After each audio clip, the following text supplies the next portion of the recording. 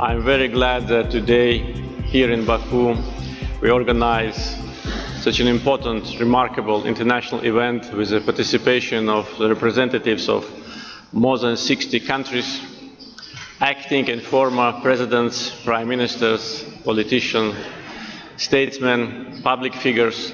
I think it's a unique opportunity of having such a high-class representation to discuss what we are facing in the coming years, what are the challenges, what are the ways, how to reduce tensions, which we now see all over the world. I think it's quite a remarkable achievement to have gathered so many world leaders, past and present, into one place to discuss these crucial issues of our time. Most of the people can speak freely.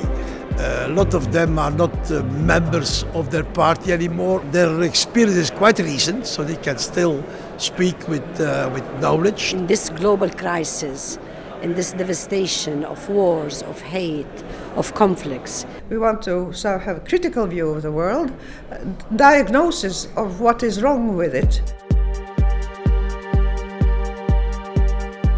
I hope that Baku will be a kind of cultural center to provide to the international community new idea, new concept. There is a wider consensus on the need for a global order. We can have universal values, democratic values. Being value-based doesn't mean that you are unpragmatic. It's the most pragmatic policy you can have. For the next 2 days, I believe we will be able to examine together what are the ingredients that will make peace. I like to see that we build more understanding on some of the issues that face Europe, the difficulties in Ukraine, the radical extremism. This is a multifaceted conference. The main discourses of our world are topics in this conference.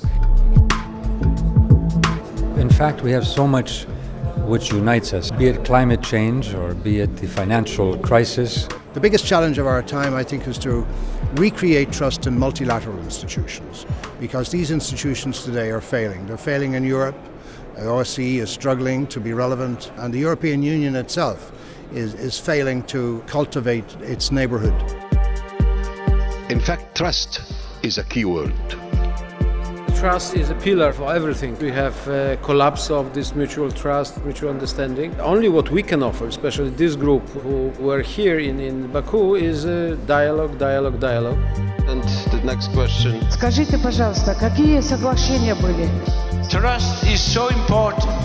This is exactly anti-democratic practice. Nobody wants to have a war, and nobody wants to go back to the Cold War. It was a choice of individual freedom. It was a choice of democracy. The dialogue is very necessary to build a better world. In our own humble ways from Afghanistan, we have gained plenty of experience in trying to create trust and to expand on it. You cannot build trust on promises alone. Empty promises are what get people disappointed. Actions, and then the trust will come. The countries should take into account the real situation. I think it's a duty and responsibility for all Europe and Russia to help Ukraine. Что завтра будет делать Россия? Потім Абхазія, після Абхазії Крим, після Криму Донбас. Russia also needs certain help and understanding. I think that with this we can resolve that situation.